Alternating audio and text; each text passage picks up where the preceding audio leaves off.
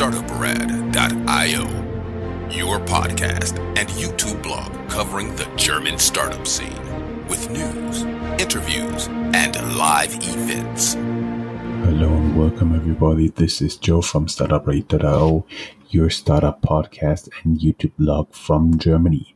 Right now we are in a special situation because Chris is held up by some important reporting about the world stuff, and so he cannot join me today. This is a Startup News Germany for May 2018, and first, as always, the sponsoring message. Startups.observer supports this program. Startups.observer is like an online dating for startups and investors.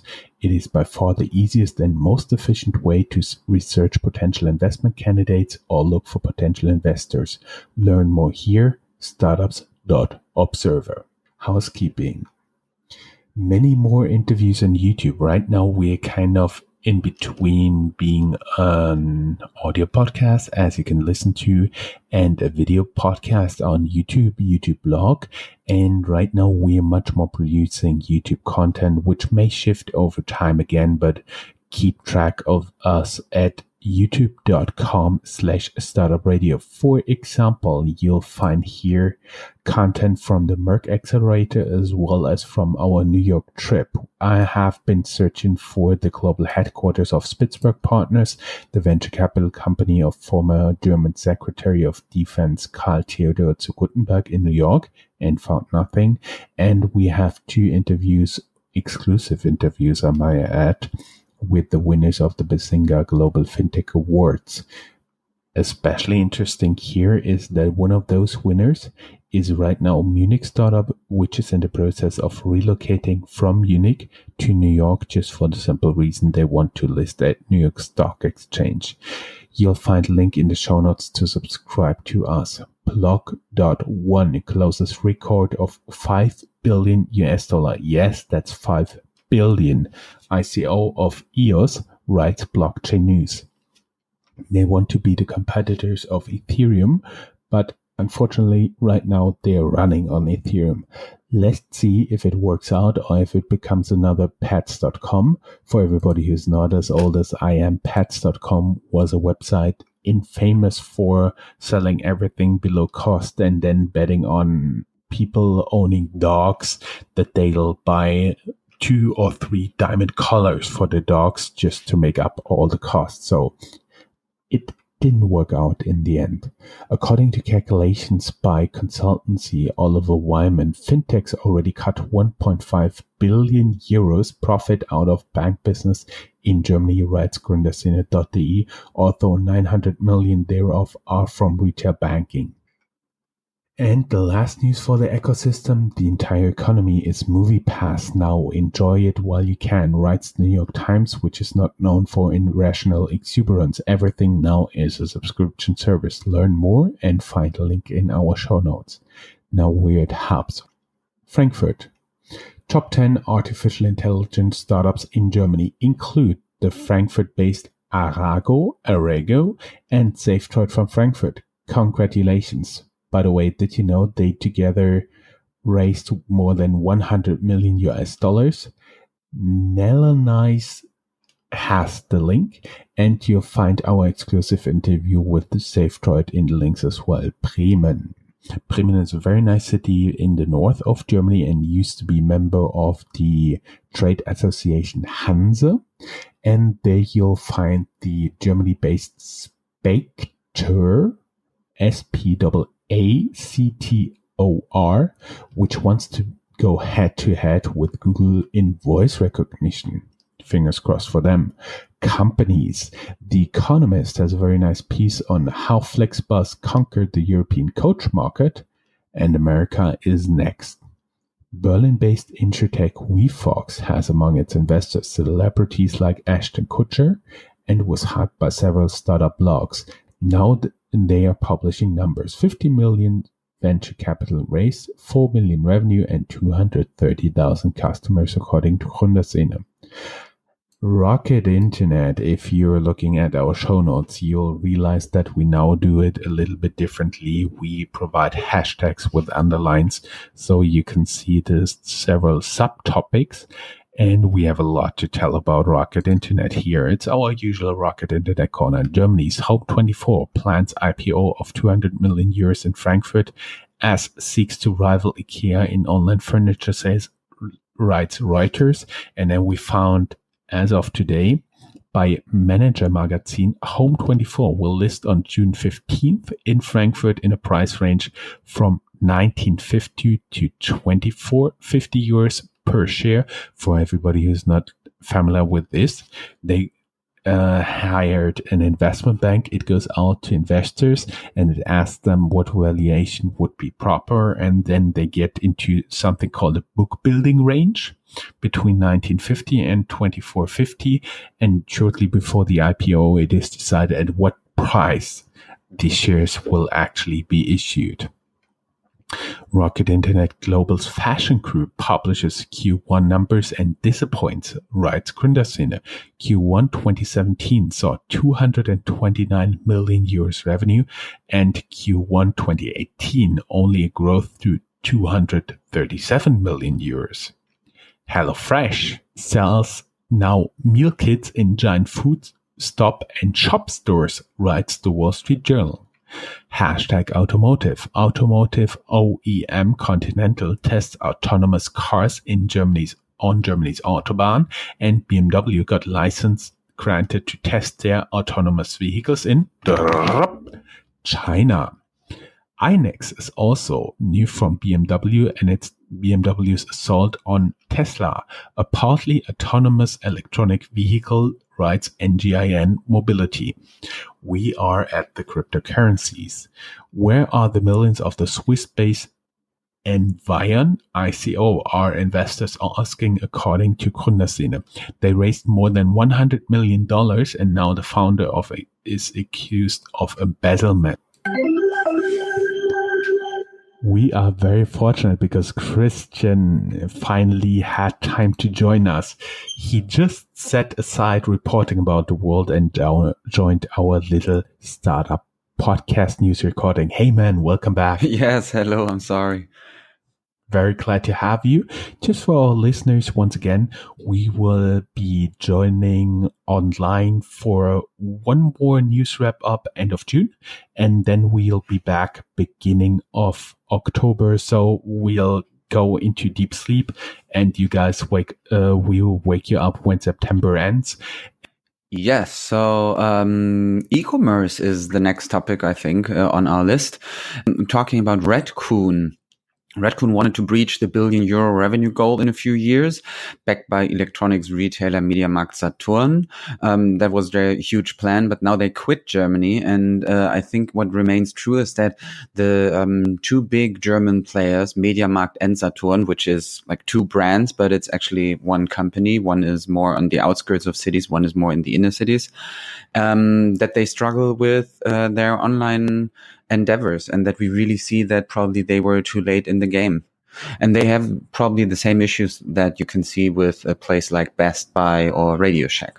Yes, of course. I've been just a few days back. I've been for quite some time. I've been for the first time in a MediaMarkt, and it was kind of depressing because everything you saw there was either old or overpriced. Yeah, and a lot of I also think a lot of the experience is just not very, very beautiful or not very essential. I mean, in Germany, obviously people like when it's cheap, but they have huge issues with Amazon on the horizon all the time, and they're really struggling to find a niche in the market, I guess.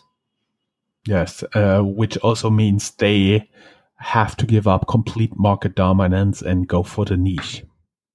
Yeah. And we saw other chains in Germany already closing. I remember one, I think they were based in Hamburg, called Brinkmann, which then struggled, and a couple of others as well. Before the e-commerce time, I remember Phobis, which was also very big and now completely gone. Mm-hmm. Yeah. True. Anyway, we also have the complete opposite of that, an article explaining why Amazon struggles in Europe. And I have to admit that I haven't read that one. Yes, it's especially apparel, footwear, and clothing brands in Europe where they really do have trouble to get into the market. They have like Zalando and many, many other. There's a company from the UK which is also doing pretty well in apparel, and they appear to be unable to catch them. Okay. Yeah. Moving on to corporates and startups. German cookie giant Balsen joins forces with a San Francisco-based food incubator Kitchen Town, and they will start a program in Berlin. Yeah, I don't know what you can compare Balsen to, but in Germany, it's a very well-renowned company for decades, I think. And a lot of people have positive connections in them, positive memories, I think, about the Balsen brand. So this is going to be interesting. Yes, and they have very dry rectangular cookies that you always get as a kid. So every time you see a mom running around and the kid wants to have just now, they get such a cookie. So they also work under several brands. And if you ever get there, Hanover, Germany, they have an awesome outlet there. Yeah, it's a bit, I think the main cookie is a bit like shortbread, maybe. That's probably what you can compare it to. But yeah. Yeah, but the company itself, I wouldn't know any US company that's like that well established, that well known, and Oreos maybe, but Oreos is much more hip, or pretends to be more hip. Maybe, I don't know. Then startups and established companies fight for market share. A recent example being Lidl, a German discounter supermarket chain, which illegally copies Schufa Mix patented invention, plant milk. So what's interesting about that, I think, is that in general, I mean, the market in Germany in the supermarkets, is not only the groceries itself, but Lidl also has, additional gadgets and things, probably a bit more like Target. And so they now have a patent issue at hand.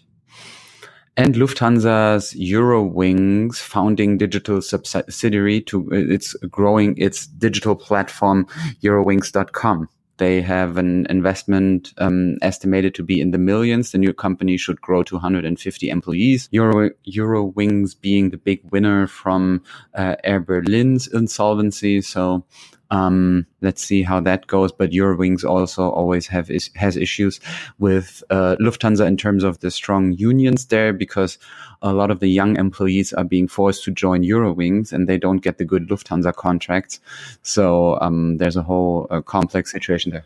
Yeah, and Eurowings was originally established to take away business from low-cost carriers. Moving to venture capital before you can wrap things up with the staying ahead of the curve knowledge. HTGF is backed by the German government and large corporates. Now they invest €1 million venture capital in a Bremen-based IT startup, which aims to keep track of parts in satellite and rocket construction. Then we have Switzerland-based venture capital investor Lakestar, which is rumored to raise a fund of €1 billion to invest in startups. More about that in the show notes from in an article from Gründerszene. And we already talked about them quite frequently in our Startup Noobs podcast shows. The startup Sonnen, which is from the countryside in Bavaria, solar energy, I think. Or am I always confusing this? Now they raised €60 million venture capital, and investors include Shell, so the oil giant. Yeah, so it's an energy startup, but they want to join forces to work together on e-mobility. Yes, and then there's stay ahead of the curve. There's Matthew Mellon from the famous company Mellon Bank.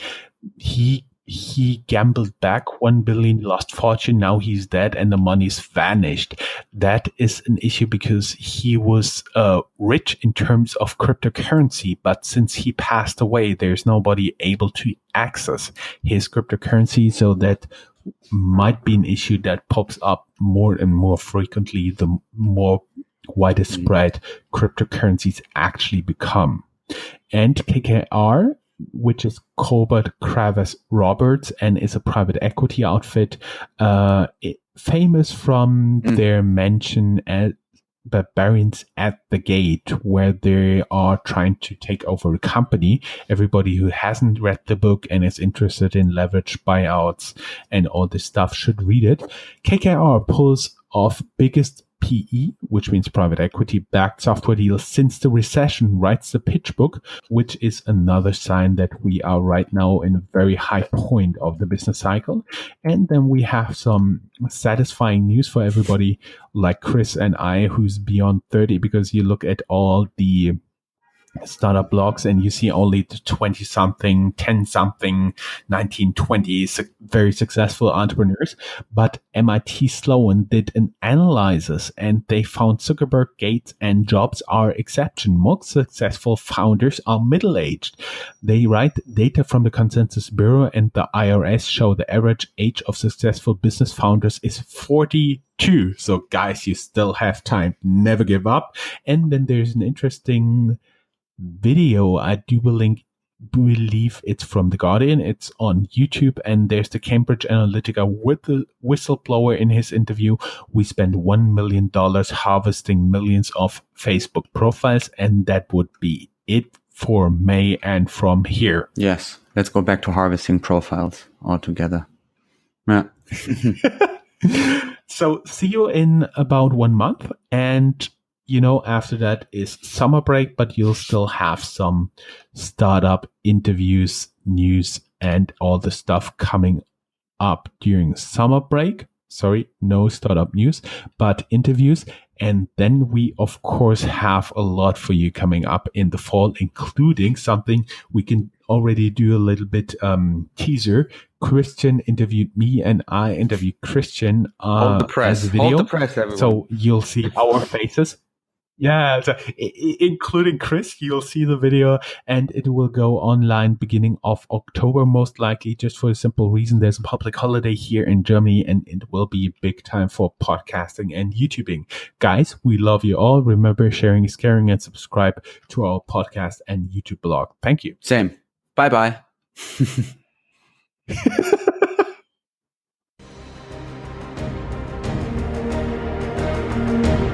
That's all, folks.